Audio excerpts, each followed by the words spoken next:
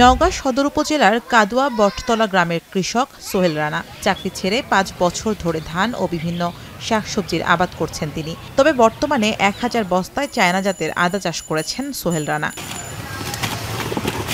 বস্তা মাটি, ছাই, সার ও বীজ দিয়ে আদা চাষে খরচ পড়েছে ৫০,০০০ টাকা, যেখানে প্রতি বস্তায় গড়ে ১ কেজি আদা উৎপাদন হয়, যার বিক্রয় মূল্য প্রায় ১.৫ লাখ টাকা।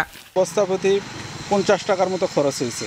এটা নিজের চাহিদা মেটানোর পরে দেশের মশলা জাতীয় পণ্যের চাহিদা মেটানো সম্ভব। শুধু সোহেল রানাই নয়, তার দেখা দেখি অনেকেই বাড়ির উঠানে ও পতির জায়গায়, কেউ আবার বাণিজ্যিকভাবে বস্তায় মশলা জাতীয় এই পণ্যর চাষ করছেন। খরচ ও পরিশ্রম কম এবং লাভজনক হয় কৃষকরা ঝুঁকছেন এই চাষে, যাতে লাভবান হওয়ার স্বপ্ন দেখছেন তারা। কৃষি অফিস থেকেই আমি আদাটা বীজটা সংগ্রহ করছিলাম। সংগ্রহ করার পর আমার এখানে প্রায় ৬০০ বস্তার মতো বস্তাতে আমরা আদা রোপণ করি। ৪-৫ কেজি আদা আমার বাড়িতে খাওয়ার জন্য আমার বাজার থেকে কিনতে হচ্ছিল, সেটা বাদে আমার যেগুলো আদা আমার থাকবে, আমি বাজার বিক্রি করে আর্থিকভাবে আমি লাভবান হব। বস্তায় আদা চাষ করেছি বাড়ির চাহিদা পূরণের জন্য। আমার বাড়ির সব কিছু থাকার কারণে আমার খরচ হয়েছে ১,০০০ টাকার মতো। জুন জুলাই মাস আদা চাষের জন্য উপযুক্ত সময়। রোপণের প্রায় ৬ মাস পর ডিসেম্বর জানুয়ারি মাসে তোলার উপযোগী হয়। একটি বস্তা থেকে গড়ে ১ কেজি পর্যন্ত ফলন পাওয়া যায়। চাষিরা বলছেন, এই পদ্ধতির চাষে রোগবালাইয়ের পরিমাণও হয় কম।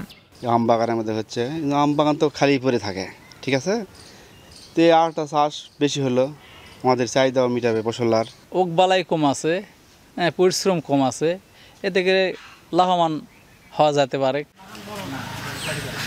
কৃষি সম্প্রসারণ অধিদপ্তরের তথ্য মতে জেলায় এবছর ৪ লাখ বস্তায় আর ৪০০ হেক্টর জমিতে আদার চাষ হয়েছে, যা থেকে উৎপাদন লক্ষ্যমাত্রা ঠিক করা হয়েছে ৪০০ টন। আদার যে গোড়া পচা রোগটা হয়, কন্দ পচা রোগটা হয়, এটা দমন করা। এই সময় কৃষক যদি এই রোগটা দমন করতে পারে, তাহলে আদার শতভাগ সফলতা পাওয়া যায়। খুব বেশি পরিচর্যার দরকার হয় না, তুলনামূলকভাবে খরচ কম, কিন্তু উৎপাদন বেশ ভালো। প্রতি বস্তায় প্রায় ৮০০ গ্রামের মতো করে গড়ে উৎপাদন হয়। সেই হিসেবে শুধু বস্তা থেকেই এই জেলায় প্রায় ৩০০ মেট্রিক টন আদা উৎপাদন হবে বলে আমরা প্রত্যাশা করছি। চলতি বছর নওগাঁয় উৎপাদন হওয়া আদার বাজার মূল্য আনুমানিক ৮ কোটি টাকা।